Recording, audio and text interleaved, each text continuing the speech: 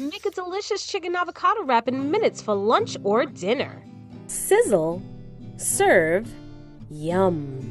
First thing that you're going to do is season your chicken tenderloins with ground pepper. You're going to use garlic powder, and you're going to use a dash of Himalayan pink sea salt. This is all about maybe half a teaspoon. You're going to mix it up with a spatula, and while you're getting that ready to sit for a bit, add about half a teaspoon of extra virgin olive oil. Add either 2 cloves chopped up, or you could use a half a teaspoon of Spice World minced garlic. Put it in a pan, let it fry up. You're going to fry it on both sides, but you're also going to put a top on the top so you can go ahead and lock that moisture into your chicken tenderloins.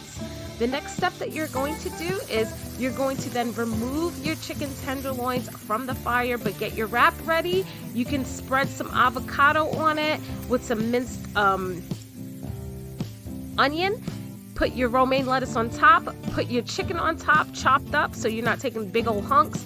Sprinkle with a bit of Southwest Chipotle dash seasoning, and then you're going to top it, this is optional, with one of our favorite marinades that we have for our keto channel, which I'm going to put the link in the description for you.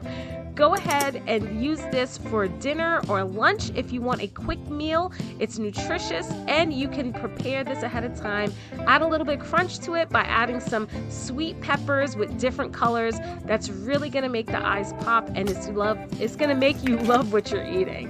All right, thank you so much for today's video and watching it all the way through. Let me know in the comments which wrap series do you like the most.